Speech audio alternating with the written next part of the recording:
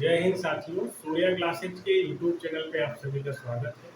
मैं सूर्यकांत आप सभी को गणित सिखाऊंगा।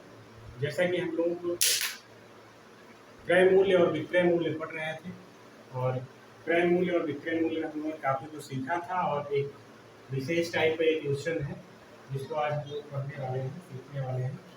तो प्रश्न को पढ़ते हैं।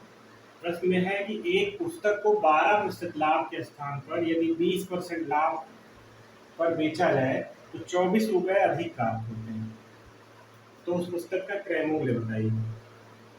ठीक है, पहले 12% पर बेचा जा रहा था और फिर बाद में 24% पर बेचा गया तो 24 रुपए उसको ज्यादा मिले। सॉरी, पहले 12% पे बेचा गया, बाद में 20% पे बेचा गया। यानी क्या कह सकते हैं कि 12% पे बेचा गया और 24 पे 20% पे, तो 12 और 20 के बीच का अंतर कितना आया? 8%। और यही 8% किसके बराबर है? 24 की। ऐसा कह सकते हैं ना, क्योंकि प्रश्न कह रहा है कि एक पुस्तक को 12% लाभ के स्थान पर 20% लाभ पर बेचा गया तो 24 रुपए अधिक प्राप्त हुई। यानी इसका जो अंतर होगा 12 और 20 का 8%, ये 24 के बराबर होगा, ऐसा कह सकते हैं। और हम लोगों ने परसेंटेज में सीखा था कि कोई भी संख्या स्वयं का 100% होती है। कोई भी संख्या स्वयं का 100% होती है। यानी कि जो सीपी है वो 100% अगर संख्या का ज्ञात कर लेंगे तो सीपी क्या हो जाएगा? ज्ञात हो जाएगा।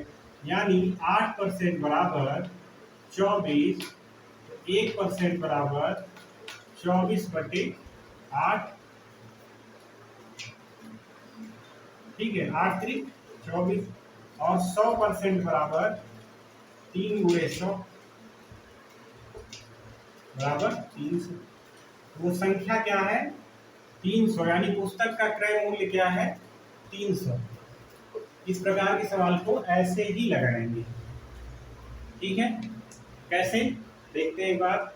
एक पुस्तक को 12% लाभ के स्थान पर 20% पर बेचने पर 24 रुपए अधिक प्राप्त हुए। यानी कि 12% लाभ था, बाद में 20% लाभ हो गया तो 24 रुपए ज्यादा मिले। यानी 8% बराबर 24 के। जब 8% बराबर 24 के तो 100% बराबर 300 के। और कोई भी संख्या स्वयं का 100% होती है, यानी सीपी क्या होगा? 300 होगा, 100% होगा, ऐसा कह सकते हैं। ठीक है, यहाँ तक कोई दिक्कत नहीं होनी चाहिए। अगला सवाल है इसी टाइप का एक और सवाल देखते हैं।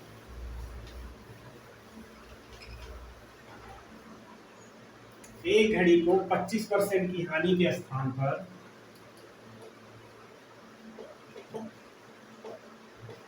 एक घड़ी को 25% हानि के स्थान पर 10% हानि पर 10% के हानि पर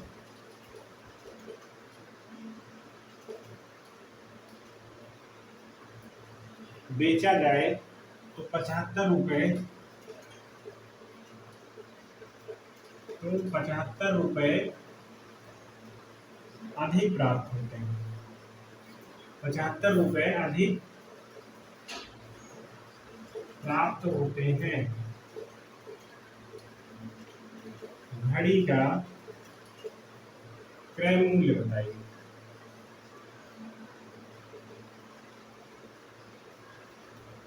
सवाल को पढ़ते हैं। एक घड़ी को पहले 25% की हानि के स्थान पर बेचा 25% की हानि पर बेचा गया जा रहा था, उसके स्थान पर कितने बेचा जा रहा है? 10% की हानि। तो 75 रुपए उसको ज्यादा मिल रहे हैं। यानी पहले 25% की हानि और अब 10% हानि बच रही है। 75 रुपए ज्यादा मिल रहा है। 25 और 10 का अंतर क्या हुआ? 25 और 10 का अंतर हुआ 15। यानी 15% की हानि पर बेच रहे हैं तो 75 रुपए मिल रहा है। तो ऐसा लिखो ना कि 15% बराबर 75, तो 100% बराबर 75/15 और 15 बचे 75, यानी 500 रुपए क्या आया? सीपी आया, क्रय मूल्य आया। ऐसा हम कह सकते हैं। 500 रुपये क्या आया, क्रय मूल्य आया। यहाँ तक कोई दिक्कत नहीं होनी चाहिए। जब परसेंटेज यहाँ पर है, हानि यहाँ पर हो रही है, हानि यहाँ पर हो रही है, जब सेम सेम होगा तो घटा देंगे, और अगर विपरीत होगा तो जोड़ देंगे। जैसे मान लो यहाँ पर 25% हानि हो रही है, यहाँ पर 10% हानि ना होकर के 10% लाभ होता, अगले सवाल में मिलेगा, तब वहां पर जोड़ेंगे और सेम डिजिट रहेगा। अगर प्रॉफिट और प्रॉफिट हो रही है तब घटा देंगे, लॉस और लॉस हो रहा है तब घटा देंगे। लेकिन अगर प्रॉफिट और लॉस हो रहा है तब जोड़ेंगे, और लॉस और प्रॉफिट हो रहा है तब भी जोड़ेंगे। ठीक है, एक सवाल ऐसा भी कर लेते हैं इसमें प्रॉफिट और लॉस आ जाए दोनों, वैसा भी एक सवाल करते हैं।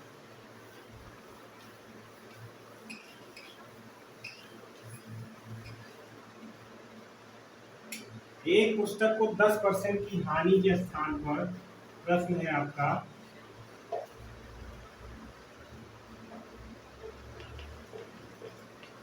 एक पुस्तक को 10%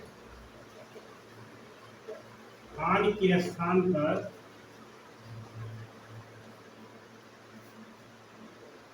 10% हानि के स्थान पर 15% लाभ पर बेचने पर, 15% के लाभ पर बेचने पर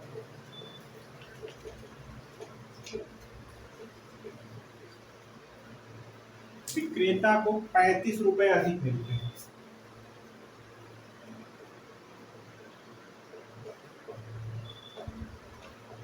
विक्रेता को 35 रुपए अधिक मिलते हैं।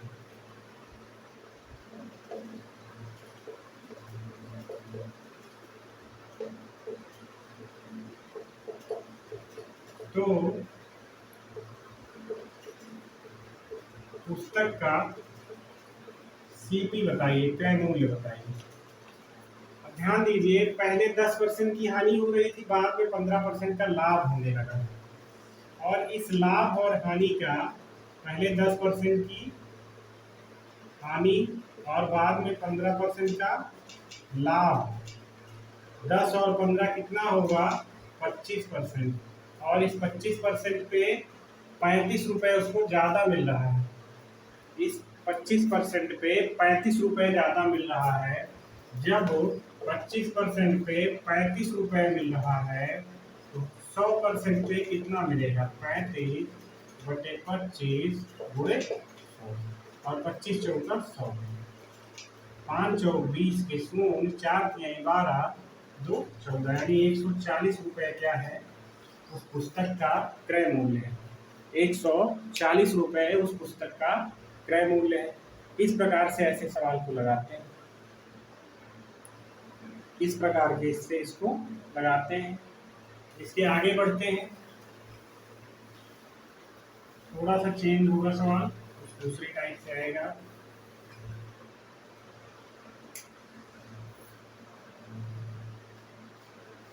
प्रश्न है आपका, 32 कलम का क्रय मूल्य, 32 कलम का क्रय मूल्य 25 कलम के विक्रय मूल्य के बराबर है। 25 कलम के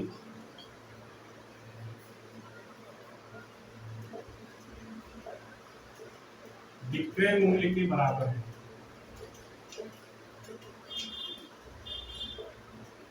25 कलम के विक्रय मूल्य के बराबर। तो बताइए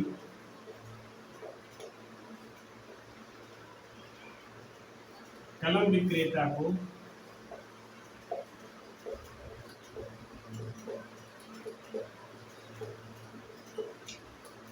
कितने प्रतिशत का लाभ अथवा हानि होगी, लाभ अथवा हानि होगी। अब ये सवाल कुछ पिछले टाइप से है, जैसे इसके पहले लगा रहे थे उसी टाइप से सवाल है। देखते हैं क्या करेंगे इसमें। 32 कलम का क्रय मूल्य यानी 32 कलम का सीपी बराबर 25 कलम के का एसपी ना, ऐसा कह सकते हैं। यानी 32 सीपी बराबर 25 एसपी, ऐसा भी लिखा जा सकता है। तो सीपी बटे एसपी बराबर 25 बटे 32। यानी कोई वस्तु 25 रुपए में खरीद के और 32 रुपए में बेची जा रही है। लाभ कितने का हो रहा है? लाभ कितने का हो रहा है? 32 और 25 में अंतर कितने का है? 7 रुपए का। लाभ कितना हो रहा है? 7 का। जब लाभ 7 का हो रहा है तो प्रॉफिट परसेंटेज निकालने के लिए 7 बटे क्रय मूल्य कितना है? 25 बटे मल्टीपल 100। 25 चौका 100, 7 चौक 28। यानी इस पूरे लेन देन में 28% का क्या होगा? लाभ होगा। यहाँ तक कोई दिक्कत नहीं होनी चाहिए। ठीक है, यहाँ तक कोई समस्या नहीं होनी चाहिए। अब इसको फार्मूले में भी आप बदल सकते हैं, इसी को फार्मूले में बदल सकते हैं। देखो फार्मूले में कैसे बदलेंगे? यक्स कलम का क्रय मूल्य वाई कलम के विक्रय मूल्य के बराबर है। यक्स कलम का क्रय मूल्य वाई कलम के विक्रय मूल्य के बराबर है। तो अगर इसमें लाभ होगा तो क्या करेंगे? लाभ होगा तो x माइनस वाई बटे x, ऐसा लिख सकते हैं। नहीं, फार्मूला मत ही बनाओ, इसमें कोई दिक्कत नहीं है, लेकिन यदि आप चाहें तो बना सकते हैं। क्या किया गया था? 32 सीपी बराबर 25 एसपी, ऐसा ही किया गया था। तो CP by SP equal to क्या किया जाएगा? 25 बटे 32 ना। तो प्रॉफिट होने पर क्या करेंगे? 32 यानी x minus Y by Y multiple 100। Profit होने पे ये फार्मूला लगाएंगे। और लॉस होने की दशा में y minus X by Y multiple 100। ऐसा हम लोग इस फार्मूले में नोट कर सकते हैं, लेकिन इसकी कोई आवश्यकता नहीं पड़ेगी। हम लोग ऐसे ही लगा लेंगे 32 सीपी, जैसे 32 दिया है, 32 कलम का क्रय मूल्य बराबर 25 कलम के विक्रय मूल्य के साथ, क्योंकि फार्मूला बहुत ज़्यादा रखना ठीक नहीं है। ठीक है, सारे सवाल ऐसे ही रखने हैं।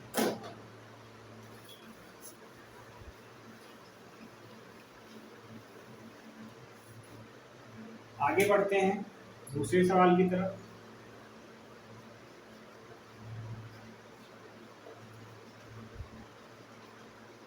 चौदह कलम का क्रय मूल्य 20 कलम के विक्रय मूल्य के बराबर है। 20 कलम के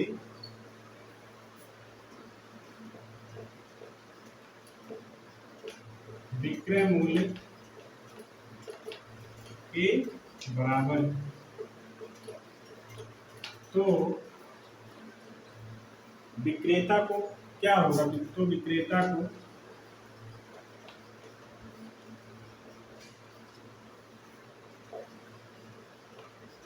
कितने प्रतिशत लाभ अथवा हानि होगा? लाभ अथवा हानि। 14 कलम का सीपी यानी 14 सीपी बराबर 20 कलम का एसपी बराबर है। तो सीपी बाई एसपी क्या लिख सकते हैं? 20 बटे 14, यानी इसको लिख सकते हैं 10 और इसको लिख सकते हैं 7, ऐसा लिख सकते हैं। 10 रुपए में कोई वस्तु खरीद के 7 रुपए में बेच रहा है, हानि हो रही है ना, ज्यादा में खरीद के कम में बेच रहा है। तो लॉस कितने का हो रहा है? 3 रुपए का। तो लॉस परसेंटेज निकालने के लिए 3 बटे सीपी 10 है, 100 0 कैंसिल। 30% का क्या हो रहा है? हानि हो रही है। 30% की क्या हो रही है? हानि हो रही है। यहाँ किसी फार्मूले की कोई आवश्यकता नहीं है, डायरेक्टली करेंगे। 14 कलम का सीपी बराबर 25 कलम के एसपी के बराबर है, बराबर कर लेंगे। सीपी और एसपी को अनुपात में ले लेंगे, अनुपात का मतलब बटे में, और सीपी बराबर 10, एसपी बराबर 7। 10 रुपए में खरीद के 7 रुपए में बेच रहा है। कितने रुपए का नुकसान हो रहा है? 3 रुपए का नुकसान हो रहा है। और 3 रुपए को परसेंटेज में बदलेंगे, 3 बटे सीपी यानी लॉस, हानि बटे क्रय मूल्य गुणे 100। ऐसा करते हैं, करने पे 30 आएगा आंसर इसका। यहाँ तक आपको कोई समस्या नहीं होनी चाहिए। इसके आगे बढ़ते हैं, इसी पर और सवाल बनते हैं, उनको करने का प्रयास करते हैं।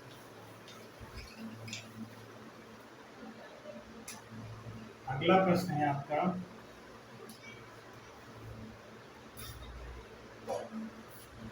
छह कलम को 5 रुपए की दर से, 6 कलम को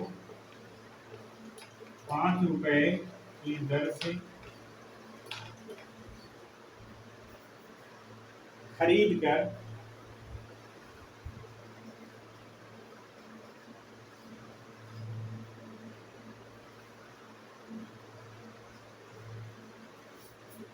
खरीद कर 5 कलम को 6 रुपए में, 5 कलम को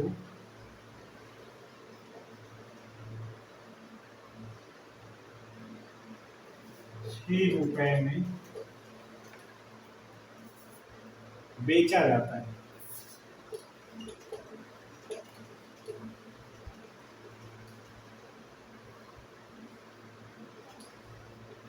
तो बताइए विक्रेता को कितने प्रतिशत का लाभ होगा? तो बताइए विक्रेता को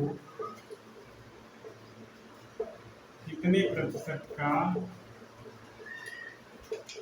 लाभ हुआ? अब देखते हैं, 6 कलम को 5 रुपए की दर से बेचा जाता है, ठीक है। 6 कलम को 5 रुपए की दर से बेचा जाता है। एक इसमें क्या करते हैं ना कि इसको डिस्क्रिप्टिव इसका लगाएंगे, बट पहले एक तरीका निकालते हैं। एक तरफ वस्तु कर लेंगे, एक तरफ रुपए कर लेंगे, कोई दिक्कत नहीं होनी चाहिए। 6 कलम को 5 रुपए में खरीद रहे हैं और 5 कलम को 6 रुपए में बेच रहे हैं। 5 कलम को 6 रुपए में बेच रहे हैं, यहाँ तो कोई समस्या नहीं होनी चाहिए। जब हमको लाभ होगा तो छोटी संख्या से भाग देंगे, क्योंकि सीपी जो होगा वो छोटा होगा। और जब हमको हानि होगी तब हम बड़ी संख्या से भाग देंगे, क्योंकि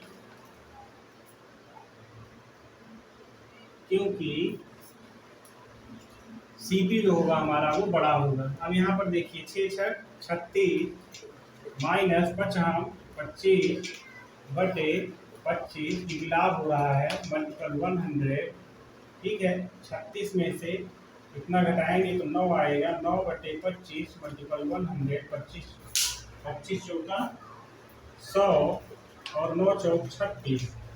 कितने परसेंट का लाभ हो रहा है? 6 इधर, 6 5 11, यहाँ पे 11 होना चाहिए ना। 11 चौक 44, 44% का क्या हो रहा है? लाभ हो रहा है, ठीक है। 44% का लाभ हो रहा है, यहाँ पे कोई समस्या नहीं होनी चाहिए आपको। अब इसी सवाल को हम लोग डिस्क्रिप्टिव तरीके से करते हैं, कैसे लगेगा। एक कलम पे निकालते हैं, जब 6 कलम का दाम कितना है? 5 रुपया। देखते हैं 6 कलम का सीपी कितना है? 5। एक कलम का कितना होगा? 5 बटे 6, ठीक है।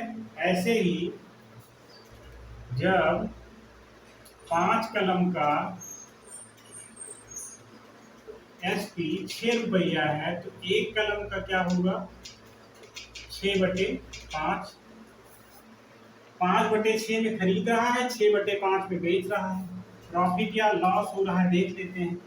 अगर एसपी में से सीपी घटेगा तो क्या होगा, लाभ होगा। 6/5 माइनस 5/6, 6×6 = 36 माइनस 25/6×5 = 30। यहाँ पर हुआ 11/30। ठीक है, 11/30 क्या आया, लाभ आया। अब लाभ प्रतिशत निकालने के लिए क्या करते हैं, प्रॉफिट बटे सीपी मल्टीपल 100 ऐसा करते हैं। लाभ है 11/30, सीपी है 5/6 मल्टीपल 100। कोई दिक्कत नहीं होनी चाहिए। 11/30, ये 6 ऊपर चला जाएगा, 6/5 मल्टीपल 100। 6×5 = 30, 5 हम 25, चौका 100 और 11 चौक 44। यहाँ तक कोई समस्या नहीं होनी चाहिए। 44% का क्या हो रहा है, लाभ हो रहा है। ठीक है, ये इसका डिस्क्रिप्टिव तरीका हुआ।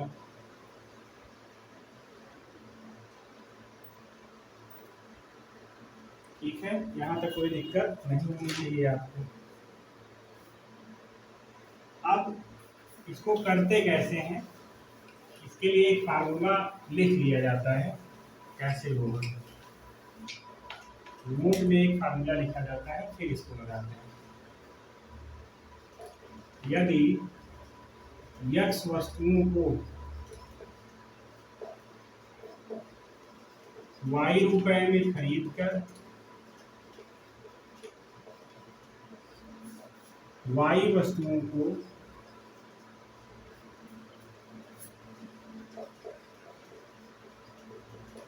x रुपए में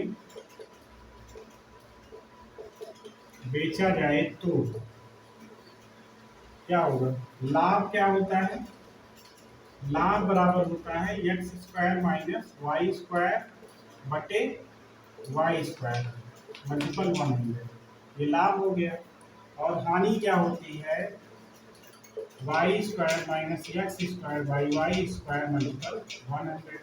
कब लाभ होगा, जब x² ग्रेटर देन y²।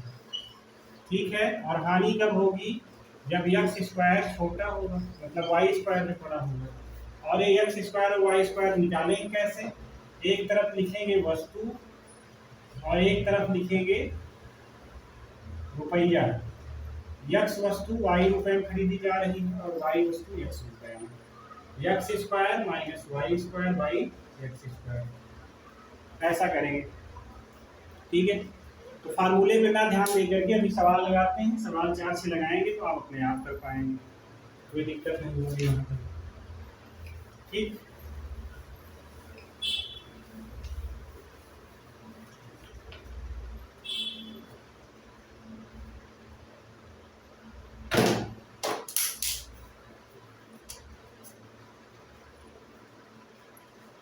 एक प्रश्न को करते हैं। 4 कलम को 5 रुपए में खरीद कर,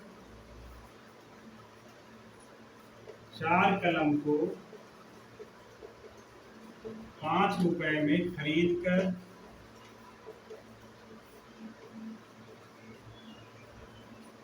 5 कलम को 4 रुपए में बेचा जाए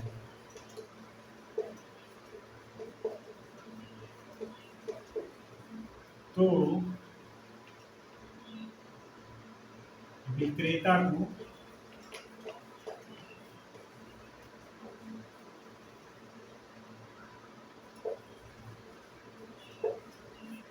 कितने प्रतिशत का लाभ अथवा हानि होगी।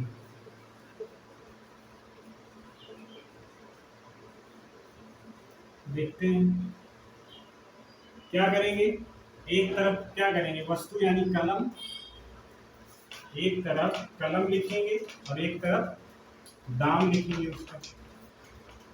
4 कलम खरीद रहे हैं 5 रुपया में, फिर 5 कलम खरीद रहे हैं 4 रुपया में।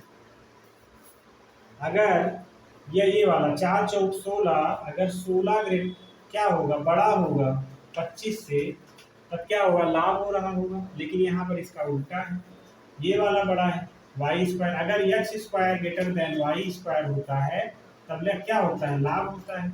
लेकिन अगर Y square is greater than X square तब क्या होता है, हानि होती है। इसको एक्स माने थे, इसको वाई माने थे, यही दिए थे। यहाँ पर क्या हो रही है, हानि हो रही है, क्योंकि 55 वाला बड़ा है। देखते हैं हानि परसेंटेज निकालने के लिए क्या करेंगे।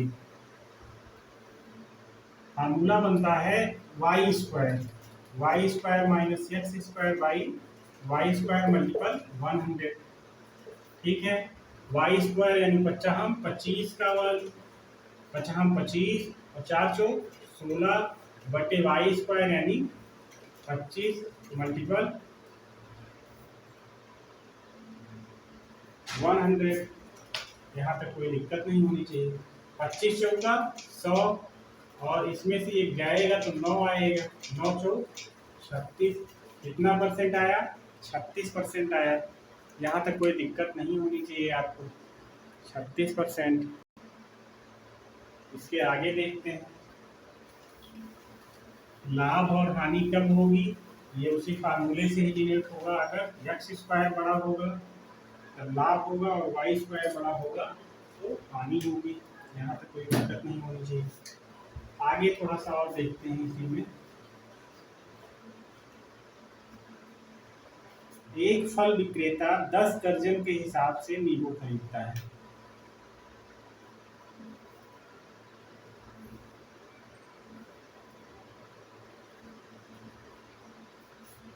एक फल विक्रेता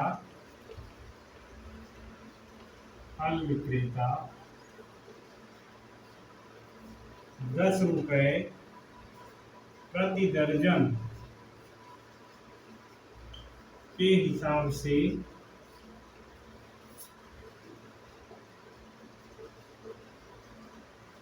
नींबू खरीदता है। ठीक है, और 3 रुपए जोड़ी के हिसाब से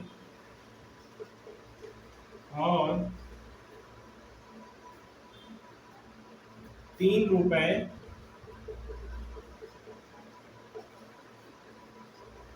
जोड़ी के हिसाब से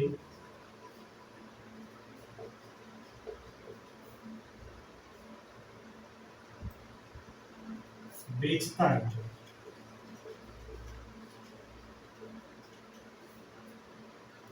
तो बताइए विक्रेता को कितने प्रतिशत का लाभ अथवा हानि होगी। तो बताइए विक्रेता को कितने प्रतिशत की लाभ अथवा हानि होगी। वैसा ही बिल्कुल सवाल है। एक तरफ क्या लिखेंगे, वस्तु लिखेंगे और दूसरी तरफ क्या लिखेंगे, रुपया लिखेंगे। 10 रुपए प्रति दर्जन यानी कितनी वस्तु है, 12 वस्तु है, 10 रुपए में खरीद रहे हैं। 3 रुपए जोड़ी यानी 3 रुपए में कितनी ले रहे हैं, 2 ले रहे हैं। अब देखेंगे कि एक्स स्क्वायर वाला बड़ा है, 12 यानी 36 ग्रेटर देन 10 दूना 20, यानी क्या हो रहा है, लाभ हो रहा है। लाभ वाला फार्मूला हमारा क्या कहता है, लाभ वाला फार्मूला कहता है क्या, X square minus Y square by Y square multiple 100। यानी कि 12 यानी 36, ऐसे डायरेक्ट लिखें 36 माइनस 10 गुना 20 बटे वाई स्क्वायर ना 20 मल्टीपल 100। अब इसको जब घटाएंगे तो ये 16 और 20 पंचे 100, 5 16 पंचे 80, यानी 80% का क्या हो रहा है, लाभ हो रहा है। यहाँ तक कोई दिक्कत नहीं होनी चाहिए, 80% का लाभ हो रहा है। इस प्रकार से लगाते हैं। ये इस सवाल को भी वैसे ही लगाएंगे। ठीक है, इसके लिए भी वही फार्मूला है जैसा कि पिछले वाले सवाल में फार्मूला था। फार्मूले को देख लेते हैं बात क्या लगेगा।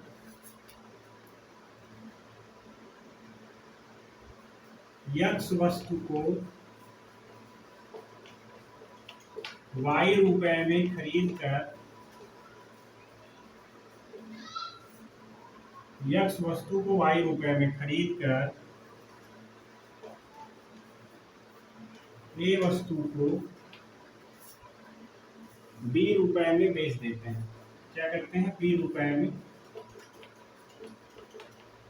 बेचा जाएगा।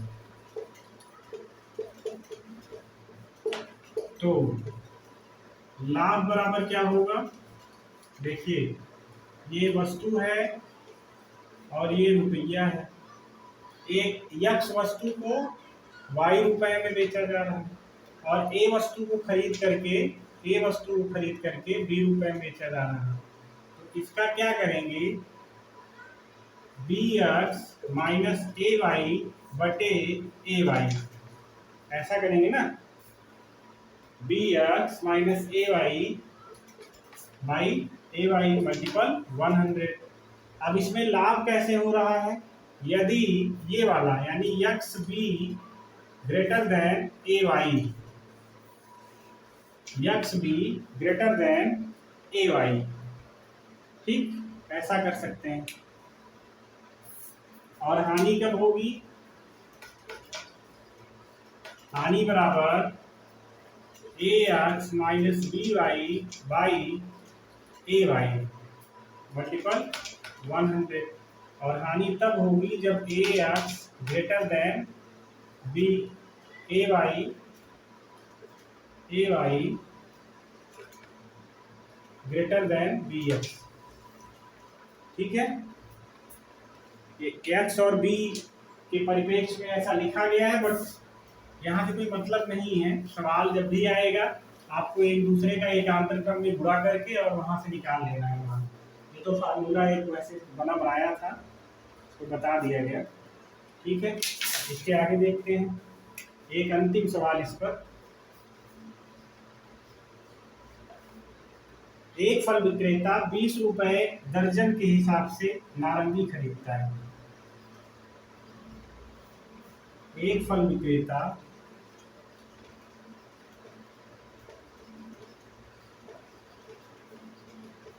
20 रुपए दर्जन के हिसाब से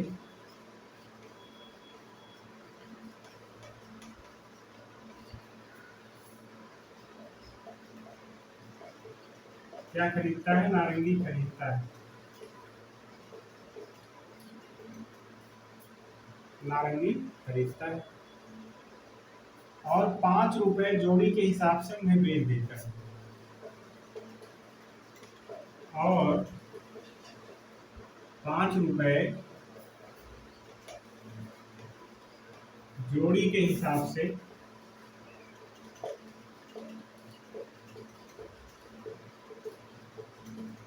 उन्हें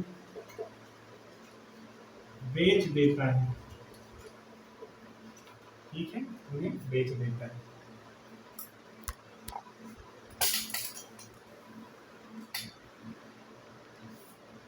₹5 जोड़ी के हिसाब से उन्हें बेच देता है।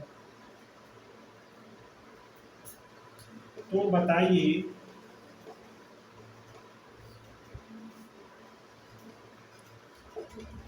फल विक्रेता को कितने प्रतिशत का लाभ अथवा हानि होगी? इस टाइप का अंतिम सवाल है, ध्यान से पढ़ते हैं और समझते हैं।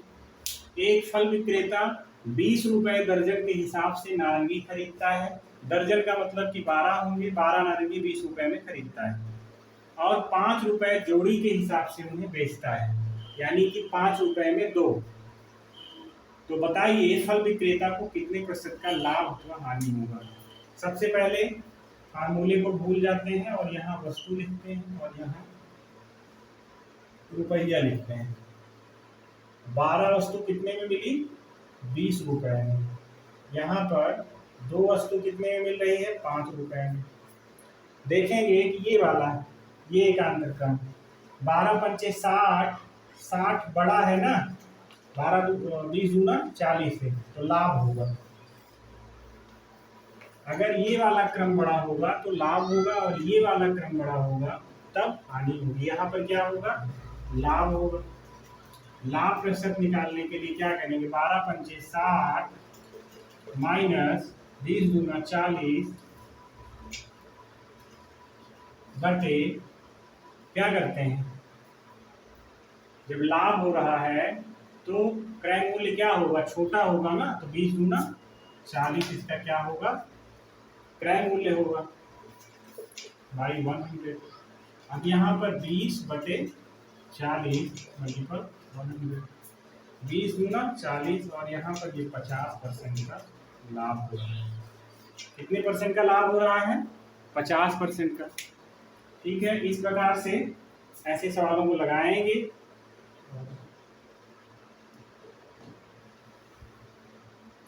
इसके आगे अगली क्लास में देखेंगे हम लोग। ठीक है, तब तक के लिए आप लोग बने रहिए सूर्या क्लासेज के साथ। Thank you.